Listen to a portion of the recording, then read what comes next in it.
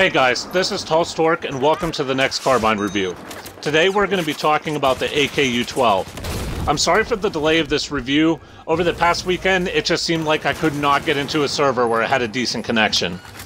Unfortunately, I had to play a bit differently with the AKU than I normally like to. I'm in the fan club for the AKU.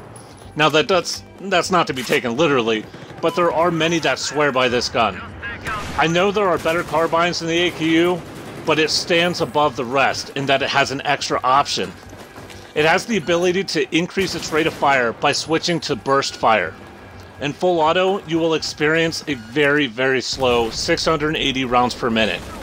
When you switch to 3-round bursts, the AKU will have a 70 round per minute increase to 750 rounds per minute. Unfortunately, when the server connections are weak, a burst fire gun puts you at a much more difficult position. That is why you see virtually all of this gameplay in full auto. Rest assured, I do still recommend using the AKU-12 in burst all the time during normal conditions. The rate of fire increase is just too sweet to ignore. This was the second carbine I got to 100 service stars, and even went further by getting it to about 19,000 kills. As a side note though, the first 18,000 kills were in burst fire only.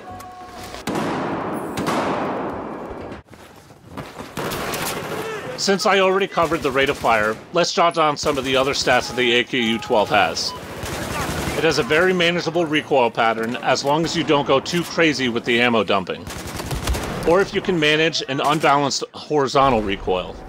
The AKU-12 has a 2.4 up, a 0.05 left, and a 0.2 right with a first shot multiplier of only 1.8. The recoil is not really even an issue, and this is one of the most accurate firing carbines out there. Early on in BF4, I recommended the AKU to a lot of other players to give it a try due to the burst fire and accuracy, and some of those players still go back to it when they're looking for a reliable gun.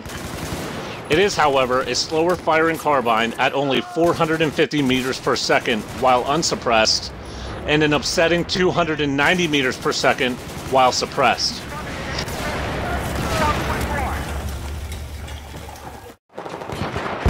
Now, when I use the AKU regularly, I did use a suppressor and it was a pain sometimes leading targets because it was so slow. So I would caution that it might be wise to carefully consider your options for the barrel attachment. Another thing to be aware of is a big reload time difference. If you still have a bullet in the mag, it will reload in only 2.05 seconds, but if you run it dry, it will jump to a full 3 seconds. Try to avoid this long reload as often as you can, but if you're anything like me, it might be hard to think about that while you're in the moment.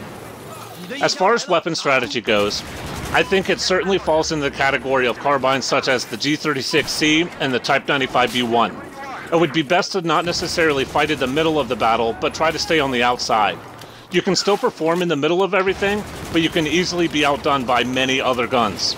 Try to stick to cover, and use cover to your advantage when moving between areas. Keep in mind that the AKU-12 is a medium-range gun. As long as you remember that while you're playing, you should do fine.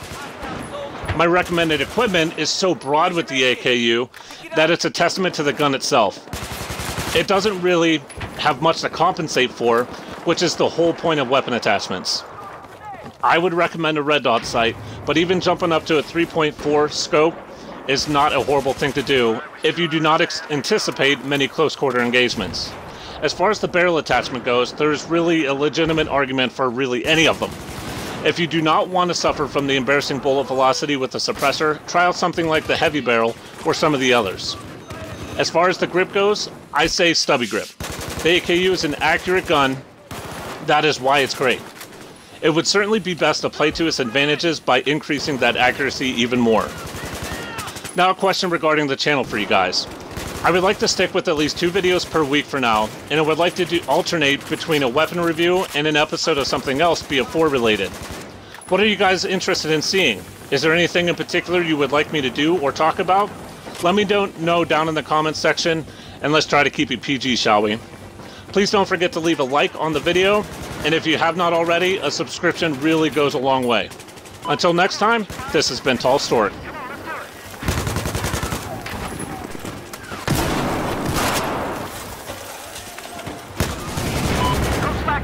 we just got 3